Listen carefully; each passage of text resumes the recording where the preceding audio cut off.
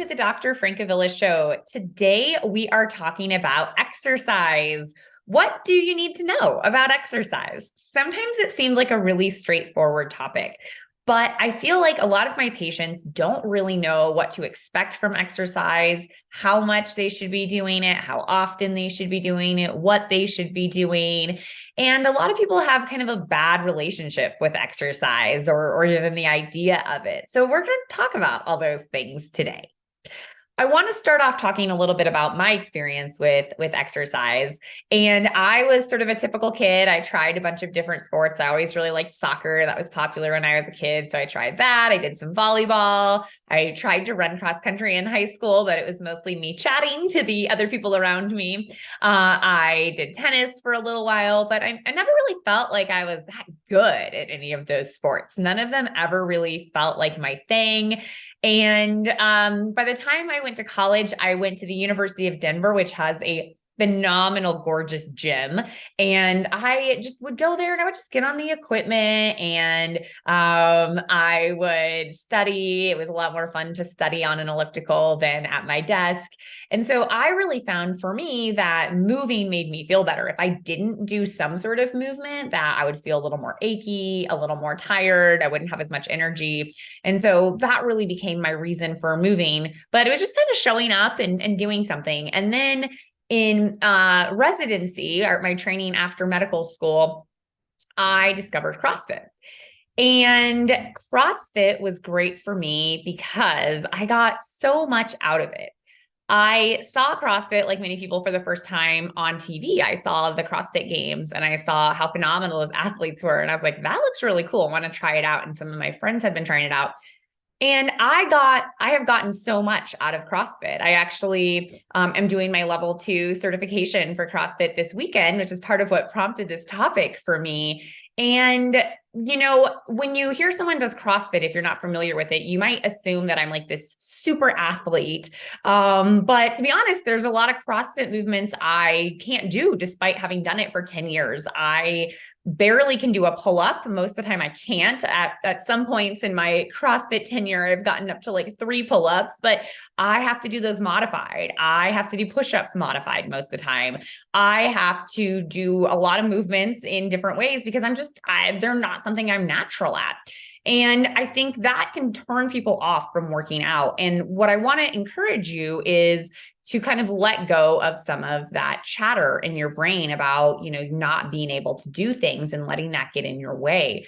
So like I said, I'm doing the level 2 training this weekend and I have some of that chatter going on, right? Oh my gosh, I can't believe I'm doing this, you know, level 2 program and I really can't even do a pull-up, right? And I know that I really am not that strong. I'm not lifting nearly as much weight as a lot of other people are going to.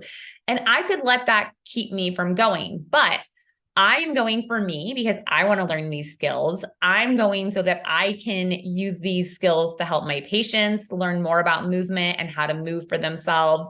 And so that I can do more teaching for other physicians about how to educate their patients around movement. And so when I go back to my goal, which is, you know, all about me, then it's a lot easier to put away all my worries and concerns and anxiety about not being good enough for this course that I'm doing. So I mention this because you may have some of that chatter in your brain, right? You may think, I can't go try CrossFit or I can't go back to CrossFit if I used to do it because I'm not as strong as I was, or I can't do some of those movements.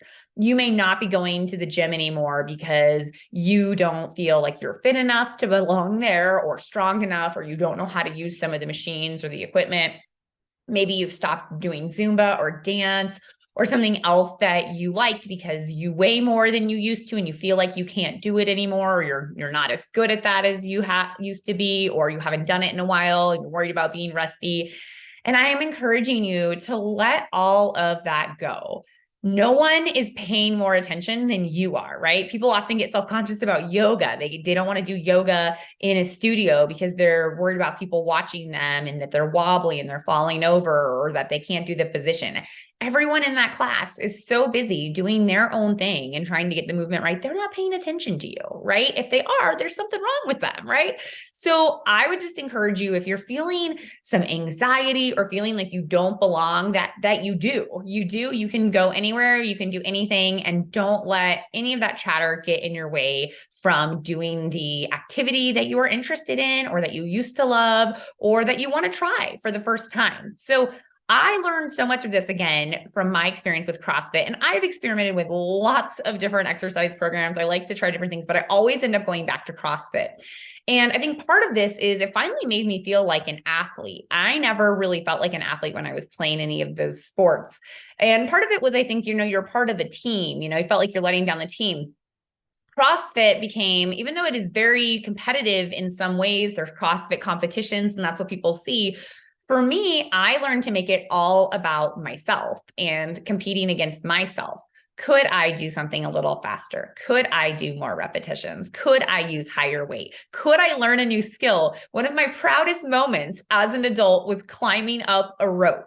Like, I couldn't do that in elementary school. And to be able to learn that skill to climb up a rope was so exciting for me. I felt like a kid again, learning a new skill.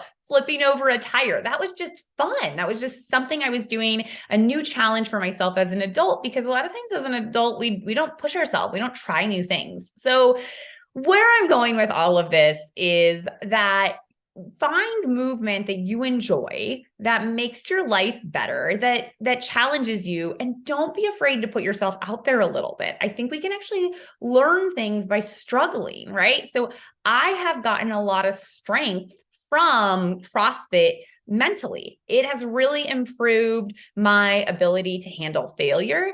And when I'm in a challenging situation, to pull from that strength. So to know that I finished a really hard workout, even if it was modified, to know that I pushed myself one more time when I thought I was too tired, to know that I can do a heavier weight if I try a few times. And so all of that has given me a lot of mental strength. The gym I go to is actually called Common Fortitude. And I love that name because it really, to me, is about strength in many different ways.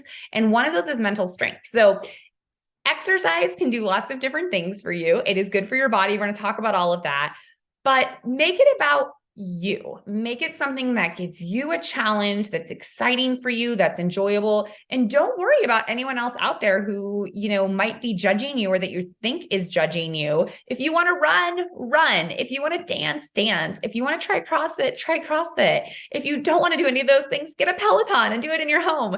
But don't be afraid to move, even if it's been a while. So let's talk about what you need to know about movement. Okay.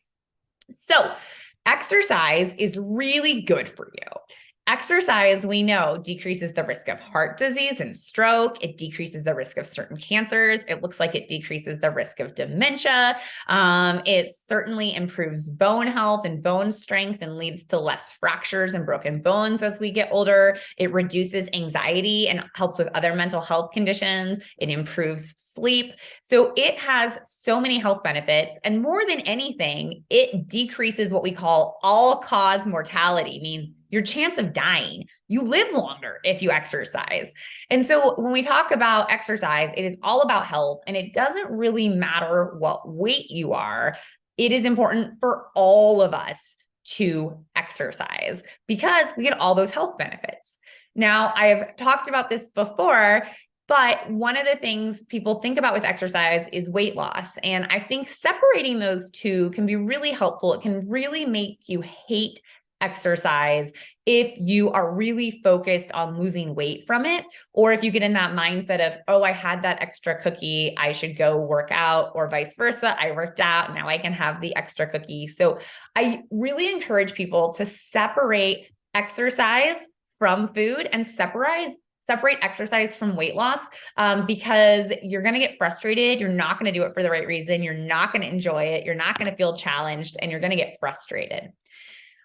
But there is a relationship between exercise and weight. And so let's just clarify what that is, which is you get about 20% more weight loss from a exercise program. So if you're working 30 to 60 minutes a day doing, really specific focused exercise program, you might get about a 20% more weight loss. Some people are going to not get that. Some people are going to get more, but that's about average. What we see is that it adds about 20% to the other things you're doing.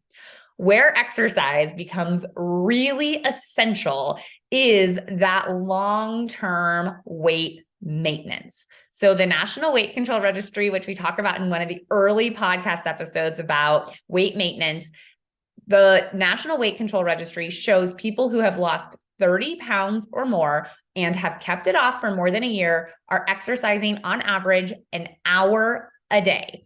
They are mostly walking. So they're not doing CrossFit. They're not training for a marathon. They're not doing Zumba. They are on average walking, but any movement is good. And a lot of times I talk about it really being about volume. How many minutes you're doing is probably the biggest thing to sort of count. Okay, so we've clarified that exercise might help you lose a little bit more weight. It is essential for weight maintenance and it is essential for health for everyone. Okay, so thinking about it that way, separate it from food, separate it from weight loss. And I think that you'll find it a lot more enjoyable and a lot less frustrating, and you'll have a better mind space around exercise. Okay, so how much exercise or activity should you be doing? So we have something called the Physical Activity Guideline for Americans, and it says a few things. The number one thing it says is that we should all move more and sit less. So this is, I think, something that is a more modern problem where many of us have jobs where we're sitting at a computer all day. We might have long commutes where we're in our car or another vehicle and we're not really moving as much. And so most of us have much more sedentary lifestyles. We may go hours and hours without even standing up. And so we have discovered that that lack of movement is having big health implications. And so even small amounts of movement are going to help your health throughout the day. So if you have an Apple Watch, like I'm wearing right now, it will prompt you, for example, throughout the day to just stand for a minute. And that actually does have some health benefit. Now, you are not going to lose weight from standing for a minute, but you are improving your heart health. And so those small movements throughout the day, things like taking the stairs, parking a little farther back, standing up and walking around for a few minutes, do have an impact. So again, that guideline is we should all move more and sit less. That might be a peddler under your bike, or again, a smartwatch that tells you to move every so often throughout the day. There are starting to be more interesting studies coming out about what short bursts of exercise do. So there was one that came out this December, so December 22, from the University of Sydney. And what they showed as that 1 minute of vigorous exercise, and we'll talk about what that means in a minute, but 1 minute of vigorous exercise 4 times a day actually has improved cardiovascular outcomes. So you are decreasing your risk of a heart attack, improving your heart health, just 4 times a day doing 1 minute of intense exercise. And so that's great when we're talking about health, right? If you feel like committing to going to the gym on a regular basis, or starting a training for a 5K, or any of these bigger goals are something you might want in the future, but they're too much right now, an immediate thing you could start doing is just standing up a few times throughout the day and doing 4 minutes over the course of the day of vigorous activity. All right. Our next guideline from those physical activity guidelines for healthy Americans are that all adults should do 150 minutes of moderate intensity exercise a week and up to 300 for improved health benefits. So 150, which is 5 days a week of 30 minutes, if you want to break it down that way, is sort of the minimum we recommend for everyone, again, regardless of weight. And up to 300 minutes really would be sort of the goal for most people. Now, this is moderate intensity exercise. We're going to talk about high intensity and lower intensity exercise in a minute, explain what those are.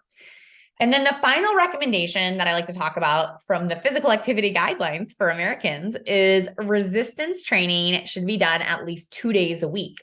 That could be with weights, body weight, or bands. And so 2 days a week, we should be doing some sort of strength training.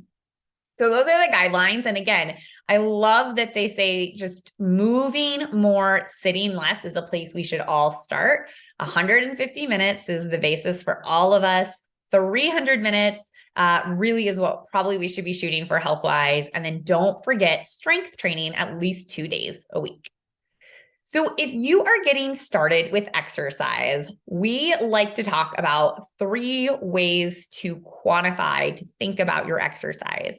And those are the frequency, the duration, and the intensity of the exercise. So, I mentioned intensity a couple of times before, and we're going to talk about those definitions here.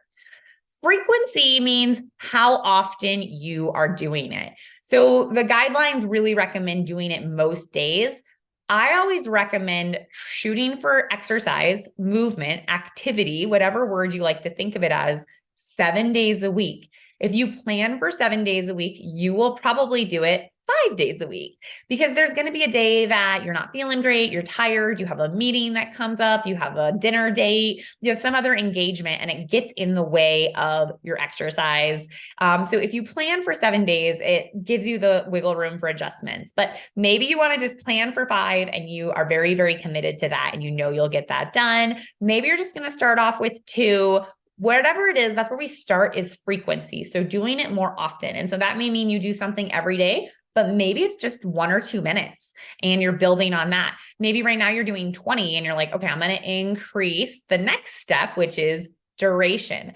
So duration is how long you move for. So frequency is first, just moving more, moving on a regular basis, getting activity in every day.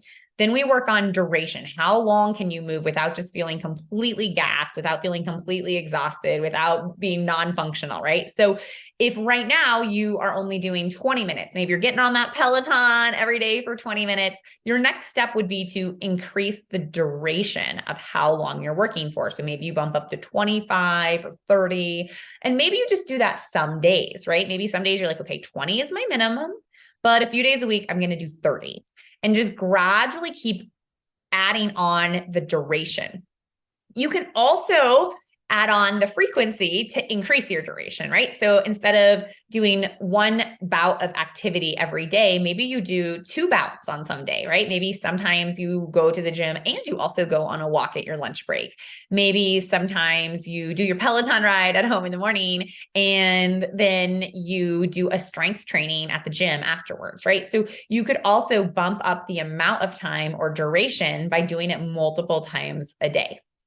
And then our final thing that we add, if you're like, I am working out on a regular basis, I'm doing movements every day, I can do 20, 30, 40 minutes at a time, is starting to bump up the intensity level.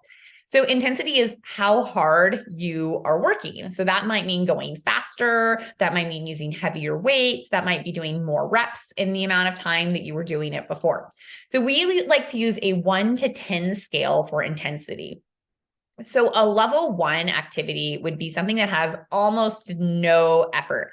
This might be standing at the sink washing dishes for most of us, right? You're moving, there's movement involved, but for the majority of us, we're not getting short of breath. We're not getting too fatigued. Now, for some people, that is going to be a moderate level of intensity. If you are deconditioned, maybe if you have fibromyalgia, chronic fatigue syndrome, maybe you're on a medication that gives you side effects. For some people, standing at the dishes could be a much more intense activity. But I think that's a good example of like, you're doing something where you are moving, you're not just watching TV, you're moving, but it's something you could do all day essentially without feeling too fatigued from it.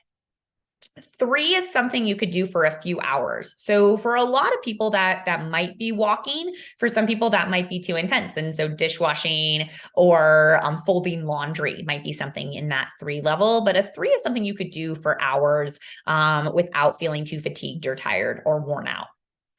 So those are in that low intensity zone. So low intensity is something that you could do sort of all day to many hours is low intensity. You're really not gassing yourself. You're not exhausting yourself from those activities.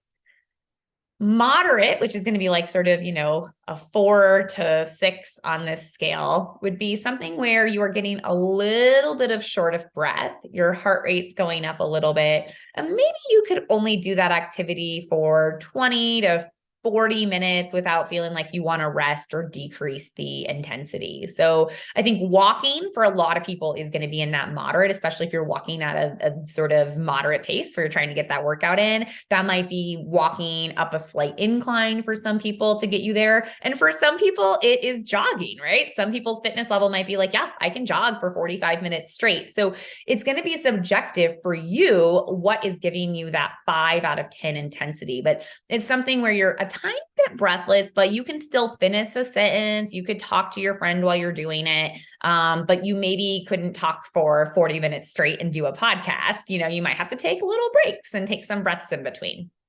Okay, then we have sort of our higher intensity or vigorous activity, and that's going to be on an 8 out of 10 scale. So 10 is something you could only do for 1 or 2 minutes. This is going full out. So this might be you're like thinking about if you were sprinting for some people, this might be doing 30 seconds of as many push-ups or sit-ups as possible. This might be lifting a really heavy weight that you can only lift 1 or 2 times.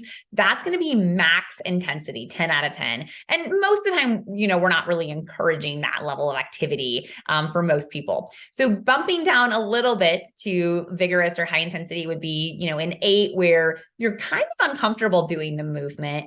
You are short of breath. You probably cannot finish full sentences, or you can only get 1 sentence out at a time, but probably just a few words at a time. And you really can only maintain it for 5 to 10 minutes at a time without needing to rest.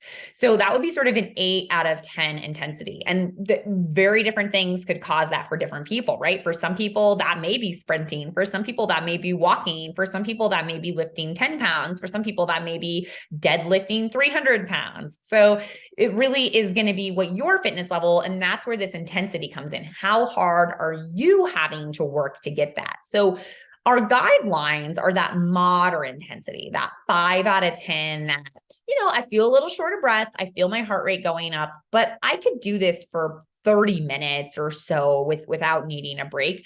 That's going to be moderate intensity. And that's where those guidelines are. 150 minutes a week of moderate intensity activity. Closer to 300 would be better. Now, if you're doing that really high intensity where you're, 8 out of 10, you are having to take some rest, those count for almost double. So that's where doing, workouts like CrossFit or Orange Theory or other high intensity exercise can get you a little more bang for your buck when you're ready for it. But again, we're progressing from frequency. So if you aren't moving very often, focus on just moving more often. Once you're doing that, increase duration, move for longer every time you move. And then our last step is really increasing that intensity level. And that's subjective, right? What's intense for you may be different for someone else. Okay, so we talked about light, moderate, and vigorous intensity or high intensity. Now, one thing that I like to talk about is warm-ups and cool-downs. And as you get older, you may find these to be more important. I certainly need warm-ups more and more. So a warm-up is taking about 5 to 10 minutes before you begin your moderate to vigorous intensity exercise to do some light level activity, right? So this is maybe a 3 to 5 on that intensity scale. You're starting to get your heart rate up, but you're not exhausting yourself. This might be walking if you're very fit. This might be jogging. This might be stretching. This might be doing a little bit of jumping jacks on and off. So just kind of getting your body warm and moving. And the warm up counts towards your exercise time. Okay. So that counts towards your 30 minutes or 60 minutes or whatever you're shooting for. So taking 5 to 10 minutes to do some stretching, some movement, some walking, gradually get that heart rate up a little bit before you jump into your main workout. And then on the backside, a cool down. Once your workout is complete, stretching, walking, moving at a slower pace, doing that for 5 or 10 minutes to let your heart rate gradually come down and again, stretch those muscles out so that they feel more comfortable as you're recovering from that workout. So that is a great way to also feel better with exercise and prevent some soreness and add some time to your workout that's again, lower intensity if you were doing a moderate or high intensity workout. A great cool down really is just walking a little bit. So you might do some stretching, maybe you do some guided stretching or do some that you need to do, or if you're in a physical therapy program might be a great time to do some of that. Or again, just going for a walk, a slow, light-paced walk to let yourself cool down. So in general, walking is the most popular form of exercise. And so I think walking is a great place to start. It's accessible to most of us. We can go outside and walk where we live or work. We can walk on a treadmill. And so that may look like doing 5 or 10 minutes of a slower pace and then getting into a faster pace and or utilizing incline. And you might go more intense by doing higher intensity of your incline or by going faster or some combination of those. And you can do intervals, which might mean that you are walking at a regular pace and then walking at a fast pace or starting to jog or adding incline and then going back down to that slower pace. And then once you've done that for say 20 minutes or 30 minutes or whatever your goal is, then you do a light walk for 5 or 10 minutes to cool down and bring your heart rate down. So that would be a great place to start if you're not doing activity right now. Okay. So one of the questions I get a lot from my patients is, what do I need to eat or drink when I'm exercising?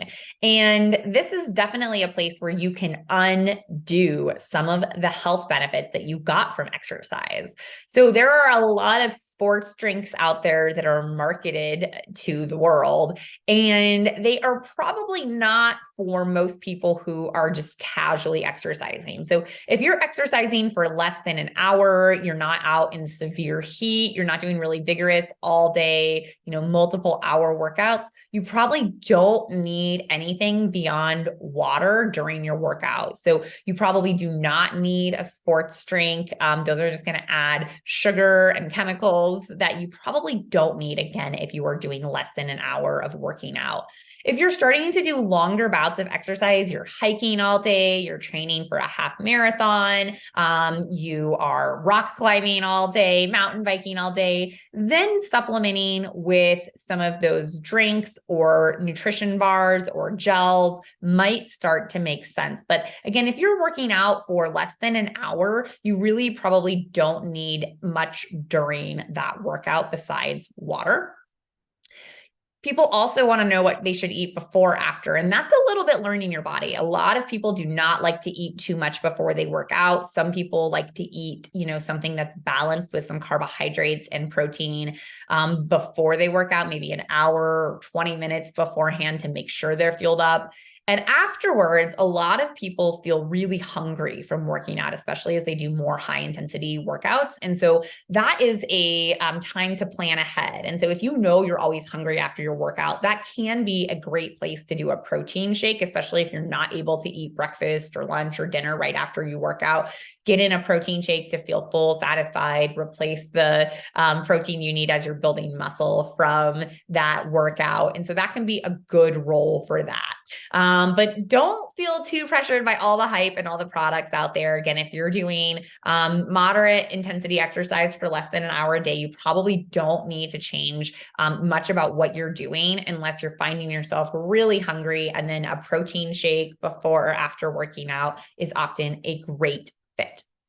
Okay, and then what is normal during exercise? So this is something that I discovered from a patient a few years ago when we were talking about exercise. I said, well, what's going on? Like, you kind of go for a little bit and then you stop going. Like, are you busy? Do you not like it? What's going on? And she told me, well, after I exercise, I'm really sore for a couple of days. And like, is that normal? Should I be sore? And I actually kind of didn't know the answer, because I think for most of us, some degree of muscle soreness is normal after exercise. And there's actually no guidelines out there on like, what's normal? How sore is it okay to get? But I would say, especially if you're doing moderate and high intensity exercise, you should expect some degree of muscle soreness. When we are growing our muscles, when we're getting stronger and getting bigger, bulkier, ripped muscles, the muscles literally are sort of ripping a little bit and repairing themselves. And that is how they are growing and increasing strength.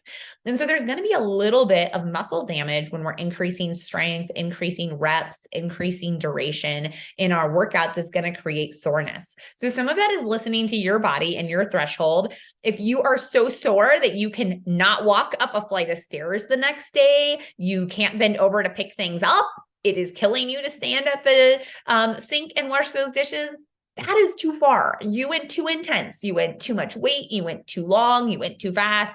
And think about backing that down for the future, right? And so that's a common problem when someone hasn't worked out for a while. They jump in and they go way too intense and they, feel really sore the next day. But if you feel a little sore, that's probably normal. And so that's where stretching and having the balanced routine can be really helpful. During exercise, you might feel short of breath. You might feel fatigued. You might experience sweating. Those are all normal. But if you are experiencing chest pain or chest pressure, or you're so short of breath that you're feeling dizzy or like you're going to pass out, that is not normal. If you are feeling like your heart is beating funny, that is not normal. So those would be things you need to stop and see a medical professional immediately if that is happening during a workout. And if you are currently experiencing chest pain or your heart is beating funny, or you get very short of breath with walking up a flight of stairs or walking to your mailbox, you should absolutely see a physician before you start exercising to make sure you don't have something wrong with your heart or lungs before you start moving. But if you currently can walk up a flight of stairs and you feel fine, and you can walk to your mailbox and you feel fine, and you can carry in a couple bags of heavy groceries and you feel fine, and you have no known injuries, no heart disease, no medical problems, you can gradually add exercise by increasing, again, that frequency, that duration, and that intensity without worrying. Again, warning signs that the exercise is too much and that you need to see someone immediately would be chest pain, chest pressure, severe shortness of breath, dizziness, feeling like your heart's beating funny. But if you're feeling a little short of breath, you're feeling a little muscle soreness, you're feeling a little tired or some sweating, those are normal parts of working out. And you have to decide what sort of exercise you like. If you don't like those things, you might want to do less intense exercise or exercise in a nice, beautiful air-conditioned gym, which I always prefer to work out in the air conditioning. Okay, so I think that is a wrap for today. We talked about a lot of the basics for exercise and what do you really need to know. So my homework for you today is to pick which level you are at. Are you at a place where you need to work on increasing frequency? And just remember, small bouts of vigorous exercise a few times a day are improving your health, right? So that might be doing a minute of squats. That might be doing a minute of sit-ups. That might be doing a minute of push-ups. That might be doing a minute of high knees. That might be doing a minute of jumping jacks. Pick some combination of those and just start with frequency, right? Increase how often you are moving. Maybe you just go on a walk once a day, even if it's only 2 or 3 minutes. If your frequency is down, you're moving every day. Now we're going to work on duration, right? So if you're doing 20 minutes right now, can you bump up to 30? If you're doing 30, can you bump up to 40? Getting closer to that hour, 5 days a week. And then finally, if you're like, no, I'm pretty good. I'm on that elliptical. I'm doing 45 to 60 minutes with my cool down, warm up, doing all of that. Now it's time to add intensity. So now you need to do some intervals. You need to add some more resistance. You need to start adding some strength training to your routine. So frequency, duration, intensity, that is the order which we progress with exercise. And pick which level you're at and try to go like one more level up for the next week and see how it feels. All right, thanks for joining me this week. And I can't wait to see you next week on the Dr. Francavilla Show. Until then, take care. Thank you for listening to the Dr. Francavilla Show, where we learn about all things related to weight and health. If you love this podcast, make sure to leave those 5-star reviews and share this podcast with a friend or loved one. If you have a topic about weight and health you want me to tackle, head over to the website, thedrfrancavillashow.com, to submit your question. And make sure to subscribe to the podcast so you don't miss next week's episode. Take care.